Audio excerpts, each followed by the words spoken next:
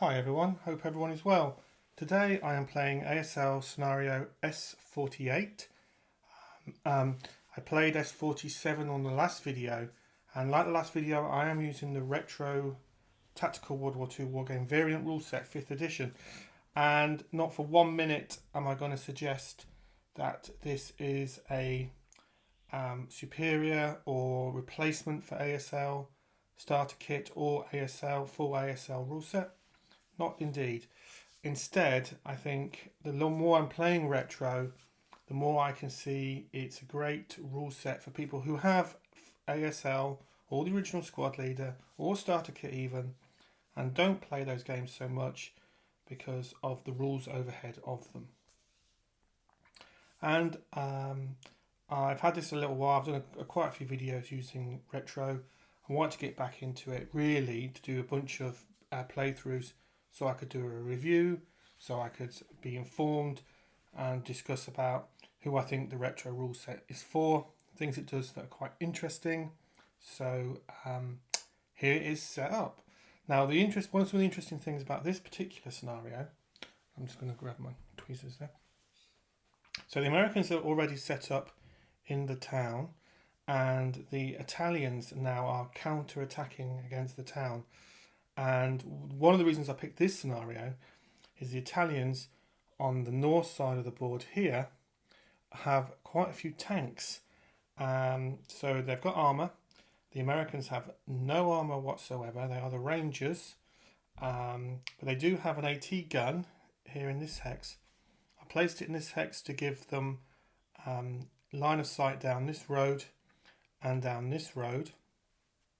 And the Italians have quite a few infantry units, inferior units according to the stats compared to the Rangers. And the scenario is that at the end of the number of turns, which I think is 6 turns, top of my head, the Italians will win if they can occupy a building with one of those units. I have created more stacks this time, again, just to sort of play test that out, see how it works. So I'm going to be interested in how does the armor work in retro, how does it play, primarily, if I'm being honest, but also some thoughts about how the mechanics work with stacks. Retro is a much more lethal game, I would say, compared to ASL. So it'll be interesting to see how that pans out over the number of turns. It won't take long to play, to be honest with looking at the scenario. Plus, the other thing I like about it is slightly practical. I'm trying a slightly different lighting rig today, and I can zoom in a lot more because the actual, as you can see here, the game board here, there's nothing. I'll move this out of the way. There's nothing really going to be happening, anything east of this column here. So it means I can get the camera in and try some different lighting techniques. So, kill 2 birds with 1 stone. So yeah, I'm looking forward to playing it. It's not going to take long, like I said, an hour, I think. Probably a bit longer because I'll stop and do the videos and all that kind of thing. So what I'll do is at the end of every turn, I'll give a surmise of what happened that turn, try and be as narratively descriptive as I can. I am playing the game solo. And then at the end of the game, I'll give some concluding thoughts about the scenario. I'll also probably touch on a couple of the key game mechanics of retro and what it does slightly different to ASL or ASL starter kit. You do need, so I'm absolutely clear, you do need to have either starter kit or ASL or squad leader. The rule book doesn't work completely on its own. Even if you have the components, you still, in my opinion, need the original rule books, and you do refer sometimes to the original rule books, even with the retro rule book. So yeah, no further ado, I shall play the first turn and then give a quick overview. So at the end of the first turn, it's quite interesting. The Italians brought in their armour, and for armour that doesn't have a radio, you need to roll, and if they fail that check, I think they failed on a 10, 11, 12 on 2d6, they cannot move, and so 2 of them did fail, and I used that to see if they enter the board, which I thought would make a more sort of interesting narrative. So we've got 2 Italian armour right at the top of the board who failed, so they've not been able to enter. The other armour moved into position. This piece of armour here did pass its armour hesitation check because it's coming into range of this gun, American AT gun here. We had to roll to see if it could pass that check, and it did. So it's been able to move into position. This tank here got knocked out by this American squad with a bazooka. The bazooka at short range in the game is very, very lethal. I think it's maybe a little OP, a little overpowered, but but it got knocked out by the bazooka. I think you needed from memory, a 2d6. You needed a 9 or less to knock out a tank at that range, something like that. Quite lethal. However, the Italians have all got into position here on this side of the board, moving into the buildings. There's nothing the Americans can do about that. Some of the Americans have moved up. I was quite cautious as the American player, moving the Rangers up too close to these tanks, because in the Italian defensive fire phase, yet to see, I think these tanks could be making short work of these Rangers. We shall see. Certainly the AT gun had a crack at this piece of armour on the road, but sadly missed from the Americans' point of view. Only just. So in the next turn 2, the Italians will be able to open fire on that gun with that armour there, and they'll screen the infantry with their armour and use the armour to try and hunt the Americans down, and maybe move some of these infantry in slightly better positions.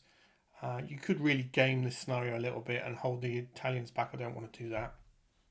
I want to sort of use the Italians in the spirit of the narrative to sort of try and flush out the Americans from the buildings. Yeah, it's quite an interesting scenario. It definitely initially feels, certainly in this rule set, maybe a little unfair to the Americans, but that's part of the process of playing through these, to see what balancing may need adjusting with using the retro rule set. So yeah, I'll do turn number 2 next.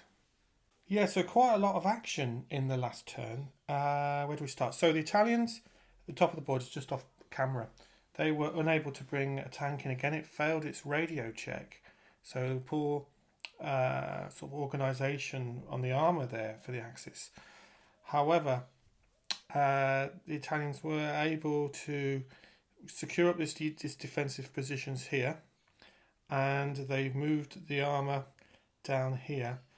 This armour got knocked out by the AT gun with a very good dice roll, and this armour here got knocked out by the bazooka, again with a very good dice roll. So we've got 3 knocked out Axis pieces of armour here. I'm going to let I'll just double check about driving through sort of burning wrecks here, but I've flipped them over just to show that they're burning wrecks. The Americans have also been able to move up to this position here to start engaging the Italian infantry. They are quite nervous about these tanks coming on the board here still. One of the things one of the mechanics I do like in retro is I've talked about this before in other rule sets, other videos, sorry, is the hesitation. And when you move into a hex that has line of sight from an AT gun or gun, you have to determine the hesitation value, which is basically the strength of the gun against the armour of the counter, and make a quick calculation and roll against it. I quite like that because it basically means that a heavily armoured piece of armour, I don't know, Panther or something like that, a Tiger for example, would pretty much ignore the hesitation roll, or sorry, it would have to do a hesitation check, but it's very unlikely it would fail it. Whereas the thinner armoured vehicles, especially against sort of AT guns or heavily capable AT guns, probably would hesitate, and I quite like that. It's quite thematic.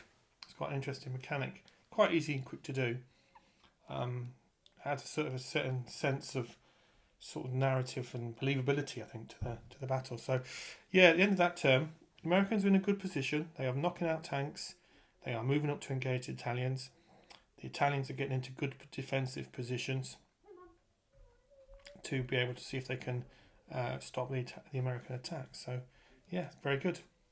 Okay, so at the end of turn 3, the Americans have been able to eliminate this stack here. They were able to break the stack and then finish them off in close combat. So this unit here are in a pretty good position. The tank here tried to shoot at them at close range but failed. The Americans fired their AT gun to the building there. There's a burning wreck in the way, so that obviously hindered them a little bit and missed, or didn't cause any damage, or didn't affect the troops in any way. This unit here has moved into position. There's a bit of fire between both these two, but to no avail. The bazooka, with squad with the bazooka here, knocked out that tank. I think I might have mentioned that before. What else have we got going on? Oh, and that tank actually eliminated the Americans in this building here. So both sides have taken some casualties. Both sides have sort of progressed their objective, as it were. Italians are still in a good defensive position. They've managed to move some of this armour up here into more defensive placements now that we're halfway through the game. 3 turns left. The Americans, to win, need to get these units into the action, trying to remove these Italian infantry from the buildings here. Italians just need to hold on here, use the tanks to screen the infantry. So yeah, turn number 4 next. Italians go first. This will be quite an interesting part, I think, between these two quite good, the Americans certainly, these two groups of soldiers firing across this road between each other. Who, if the Italians can just hold the Americans back, and of course there's a piece of armour here. That armour's looking quite vulnerable to this bazooka. So yeah, looking forward to roll the dice for turn number 4 and see how it goes. So at the end of turn 4, that was quite a decisive turn, and it was very decisive in favour of the Americans.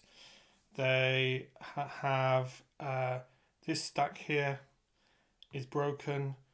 This stack here is broken. The Americans eliminated the stack there by giving them fire and then finishing them off in close combat. The Axis side, the tank there actually eliminated the Americans here in this building. The Americans fired their bazooka at it, but no avail. Gave fire in return and have eliminated this unit here. The AT gun had achieved very little, but it did its job by knocking out the tank, I suppose. So what we're left with now, we've got multiple burning wrecks in the town outskirts. We've got a couple of pieces of armour left here and here. We've got some good order infantry still in this building here. This is a mortar team.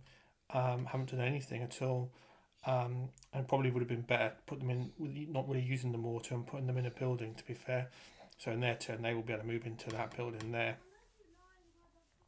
So basically we've got a fight for this building and a fight for this building, and we've still got a couple of tanks roaming around, and we still do actually, there is a lone American squad here, who in their turn probably can't really do a lot now. We've got two turns left, so we'll see how we get on, but it's pretty close. I mean, if the Italians can just get some lucky die rolls and just hold on to one building, technically they've won. I think the burning wrecks and they're sort of cowering, well, not game mechanic cowering, but they're sort of, infantry units that are not really in the fight. I think it still feels more like an American sort of victory, but if the Italians can hold on to these buildings here, then maybe not. They can deny the Americans victory right at the end. Now, the last game, the S47, the Americans couldn't actually technically win. The Italians just had enough teeth just to hold on to their objective. Let's see if that happens again today. So one more turn, and then I'll give us some eyes again. Well, there's a turn up for the books. The Italians have defeated the Americans. I'll just talk you through it. So here, which is probably the most decisive thing, the Americans engaged the Italians in close combat. And the Italians have moved their unit into the building.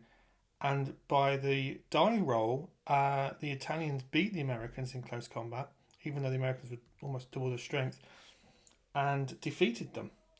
And this armour hit the Italians. Sorry, hit the Americans here, broke them. This one hit them again and finished them off. And this unit was broken. So in the end, all the American units were either broken or KIA, and the Italians held on to the two buildings. So by the dice roll, the Italians have clinched it. The Italians showing that they still have the teeth they need, and defeated the Americans. Overall, a fun, interesting scenario. It didn't take long to play. Just a little bit over an hour. I was stopping to shoot the videos.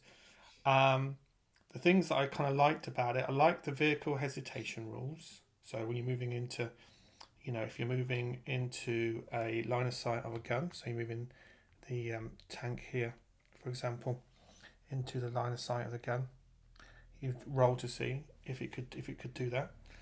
I like that mechanic. The actual combat mechanics between guns and tanks is very straightforward. It's but there are still crunchiness to it. You've got to calculate the correct die rolls, etc. that you need, and it's based on the strength of the gun against the armor of the vehicle, which in turn is affected by whether it's the front or the rear, etc. So that all feels very sort of authentic and in keeping. So yeah, overall enjoyed that. Enjoyed using the armor. It's quite streamlined. The thing that's the most noticeably streamlined is the movement. You have a movement factor almost as if they were infantry. And that just is very streamlined mechanic. I'm still quite surprised the Italians managed to... Yeah, and I was rolling the dice and I was like, oh, okay. Italians have held off the Rangers. There you go. Who would have thought? Overall fun scenario. I definitely... If I was playing again... I think the Axis tanks allowed themselves a bit too easy to be knocked out by the bazooka. The bazooka is quite powerful, especially at short range. I did enjoy the sort of to and fro between the anti-tank gun. You can sort of imagine that in your mind's eye, blasting away at the tank and the tank's blasting back at the anti-tank gun. I enjoy those sort of moments in the battle. So yeah, a really fun battle. Do I think it's balanced in retro? 2-player, maybe not, but certainly solo, I enjoyed it very much. So, obviously these scenarios are designed for the rule set they're designed for. They're not designed for another rule set. So it's always going to be quite a challenge to perfectly balance a scenario when you're using a different rule set than the one intended. But I really enjoyed that. Looking forward to running another scenario. So I'll have a look through my scenario cards and pick something out for the next one. Maybe some tank versus tank, maybe something like that with both sides have armor. See how that works out, armor infantry. But yeah, really enjoyed that. Thanks a lot for watching as always. If you have played this scenario or if you played retro, love to hear your thoughts. Love to hear thoughts from players who've played this scenario using the ASL starter kit rules to see how different it was for you compared to my playthrough using the retro rules. So please leave a comment in the comment section. But yeah, brilliant. Thanks a lot for watching as always, and take care. Thank you.